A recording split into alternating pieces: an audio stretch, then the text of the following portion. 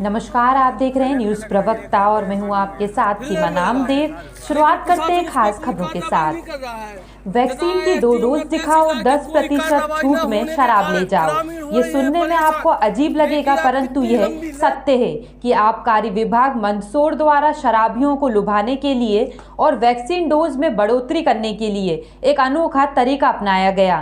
मंदसौर आबकारी विभाग द्वारा मंदसौर जिले के सीतामऊ फाटक, पुण्याखेड़ी, पुराना बस स्टैंड पर एक पत्र के माध्यम से बताया कि जो लोग वैक्सीन की 2 डोज लगवा चुके हैं वे लोग 10% छूट में देशी शराब ले सकते हैं। वैक्सीन डोज का सर्टिफिकेट बताओ और 10% छूट में मदिरा ले जाओ। ये कुछ चुनिंदा ही शराब की दुकानों पर लागू है। यह आदेश आबकारी विभाग द्वारा निकाला गया एवं बताया गया कि ये ऑफर 24 नवंबर के दिन ही लागू रहेगा। इस पर मंदसौर जिले के विधायक यशपाल सिंह सिसोदिया ने नाराजगी जताते हुए ट्वीट के माध्यम से जवाब दिया।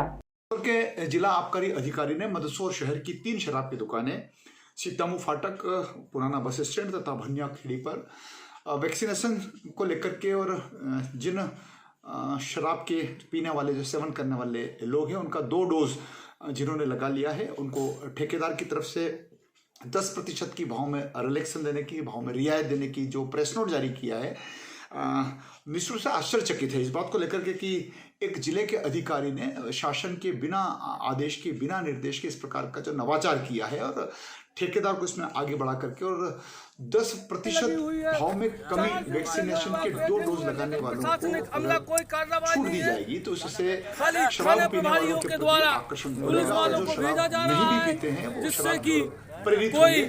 उत्पाद न हो सके। शासन का भी कोई निर्णय इसी के साथ न्यूज प्रवक्ता प्रताप सिंह जिला टीकमगढ़ के साथ कैमरामैन किया है के साथ शराब के ठेकेदारों से किसी प्रकार का कोई निर्देश भी नहीं दिया गया। लेकिन मंदसौर जिले के जिला आबकारी अधिकारी ने जिस प्रकार से प्रेस नोट जारी किया है वो उसकी मैं गंभीरता से लेता हूं और उम्मीद करूंगा कि इस उदयपुरा वापस करवाए, क्योंकि इससे समाज में ठीक संदेश नहीं जाएगा।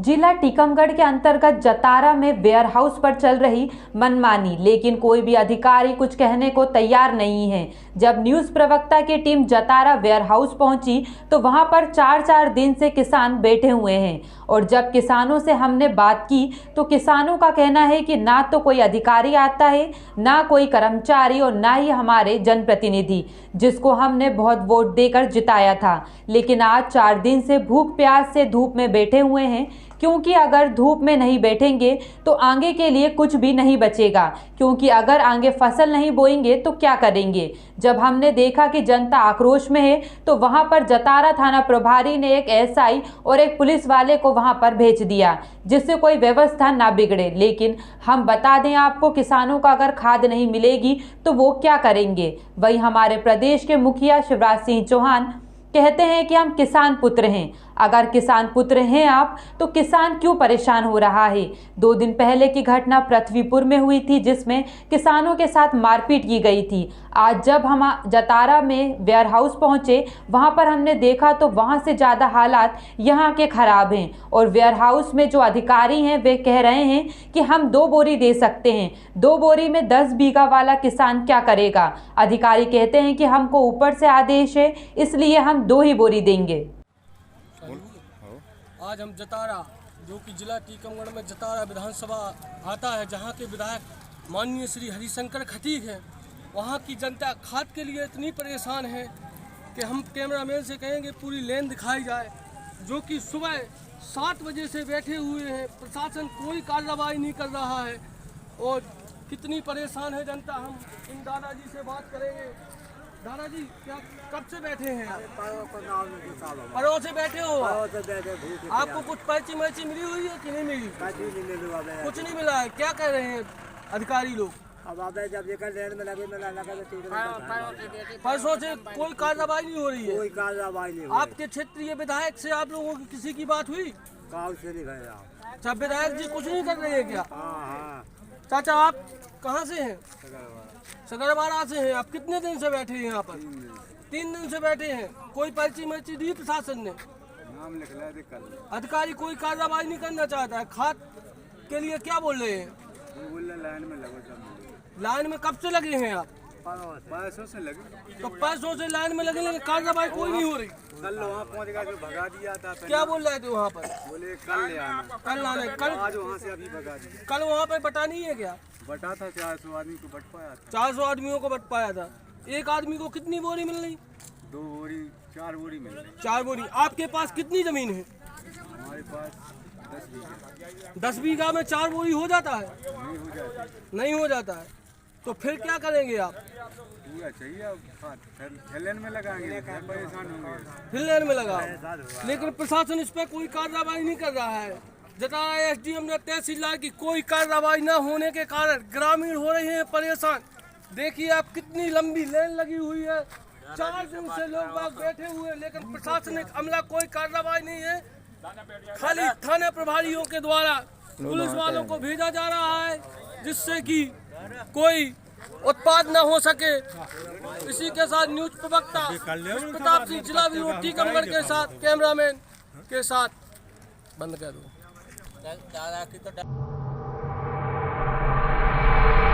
डीबीसी मैथन इकाई द्वारा मैथन में सीआईएसएफ कैंप में बुधवार को रक्तदान शिविर का आयोजन किया गया।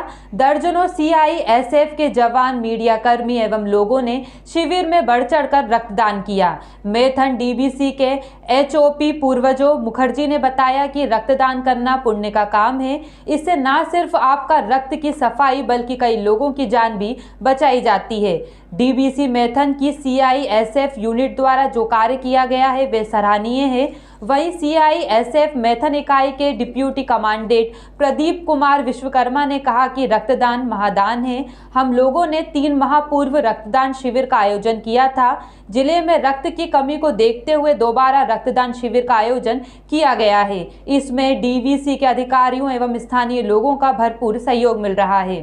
जनरली हम लोग 14 जून जो कि वर्ल्ड ब्लड डोनर डे है, उस दिन तो हम लोग करते ही करते हैं। इसके अलावा आप सभी लोग पता है कि रक्तदान महादान है। एक स्वस्थ इंसान हर 3 महीने में रक्तदान कर सकता है। तो हम लोगों ने लास्ट जून में किया था, उसके बाद में आज है 24 नवंबर हम लोग कर रहे हैं। रक्तदान के बारे में बोलते हैं कि इससे बड़ा कोई दान नहीं हो सकता। आप यदि कोई ज़रूरतमंद को समय पर रक्त दे रहे हैं तो उसकी ज़िंदगी के लिए इससे बड़ा गिफ्ट कोई नहीं है। क्योंकि आप सारी संसार का पैसा भी दे दीजिए, लेकिन यदि टाइम पर उसको ब्लड नहीं मिलता है तो उसकी ज़िंदगी नहीं बचा सकते हैं, है ना। लगभग कितने लोग दान कर रहे हैं? यहाँ पर पिछली बार भी लगभग 50 लोगों ने किया था और इस बार भी लगभग 50 लोग कर रहे हैं, जिसमें से सीआईएसएफ यूनिट डीबीसी मैथन के पर्सनल हैं, सीआईएसएफ यूनिट डीबीसी पंचायत के पर्सनल हैं, कुछ सिविलियन हैं और डीबीसी मैनेजमेंट के भी कुछ लोग हैं जो यहाँ पर वॉलंटरी अपना रक्तदान कर रहे हैं। जो सीआईएसएफ का ब्लड डोनेशन कैंप जो आयोजित किया गया है, वो जिन जिन लोगों को खून की आवश्यकता पड़ती है उसकी पूर्ति के लिए ये लोग ने निर्णय लिया है कि हम लोग अपना स्वेच्छा से ब्लड को डोनेट करके उन लोगों को माने सहायता करेंगे ब्लड दे के अपना। और ये सारे ब्लड जो है धनबाद ब्लड बैंक में जमा होंगे, है ना। इसलिए ये लोग ने अपने स्वेच्छापूर्वक एक कैंप आयोजन किया है और इसमें मैनेजमेंट का पूरा सहयोग है। इसके लाल डीजीएम। खबर गाजीपुर जनपद के मोहम्मदाबाद तहसील अंतर्गत बछल से है, जहां मुजाहिद उर्फ ओसामा उम्र 18 वर्षीय युवक पानी लाने के लिए गया था, जहां पैर फिसलने की वजह से वे गंगा में समाहित हो गया, जिससे उसकी मौत हो चुकी है। उसके पिता बदरुद्दीन मूल रूप से पखनपुरा गांव के निवासी हैं। सिमरा गांव सिद्धुत गोताखोरों को बुलाया गया था, जो कि शाम ढलने की वजह से कार्य पूरा न कर सके। इसके लिए मौके पर पहुंचे मोहम्मदाबाद के क्षेत्राधिकारी रविंद्र कुमार वर्मा और उप जिलाधिकारी आशुतोष कुमार ने बताया कि अब तक अपना विभागों को सूचित किया गया है। कल पूरी तरह से कोशिश की जाएगी कि शव बरामद हो जाए। अभी खबर लिखने तक लाश का पता नहीं चल पाया है, प्रयास जारी है। हाँ सर, आप अपना परिचय बताएं। मेरा नाम जमालुद्दीन खां, मछली बाज़ार यूसुफपुर। तो सर ये घटना कैसे घटी है सर? घटना वो आया है गंगा का पानी लेने के लिए और वो रस्सी पकड़ के उसी के सहारे सोचा कि मतलब कि टैंक पर मैं चला जाऊं और वहां से पानी निकालूं, तो उसी के रस्सी सरक गया, उसी में चला गया। वो नहाने वगैरह की वजह से नहीं आया था, वो सिर्फ पानी लेने के लिए आया था। सर उनका क्या नाम था? मुजाहिद नाम था, मुजाहिद उर्फ ओसामा। उम्र क्या होगी? उम्र 19 साल। उनके पिताजी का क्या नाम है? बदियुद्दीन खां। तो सर अभी तक मतलब शासन प्रशासन से कोई मदद मिला है या नहीं? अभी प्रशासन वगैरह अभी कोई मदद नहीं दिए हैं, बस एक आश्वासन है। हमने खुद अपने से गोताखोर को पकड़ के लाया और उसने मतलब ये कह दिया कि यहाँ ये काम नहीं, पानी का बहाव ज़्यादा है इसलिए वो लाश यहाँ नहीं रुकेगी, वो आगे बच्छल सिमरा जाइए, खोजिए, वहाँ पे शायद पानी थीर हो तो मिल जाए। तो फिर शासन प्रशासन ने कुछ बताया है क्या होगा क्या नहीं होगा? कुछ बारे प्रशासन ने यही कहा है कि कल अब देखा जाएगा, आज तो समय है नहीं। में? तो कल क्या करने के लिए बोल रहे हैं? अब कल गोताखोरों के इंतजाम के लिए तो वो बोले हैं, अब देखिए वो क्या करते हैं क्या नहीं करते हैं। अब तो ये मेरा काम है कि मैं अपने से कुछ भी करूं, पता करूं कि क्या कैसे करूं। तो आप शासन प्रशासन से चाहते क्या हैं? मैं प्रशासन से यही चाहता हूं कि मेरी मदद करे, मेरी लाश खोज करके मेरे हवाले कर दें।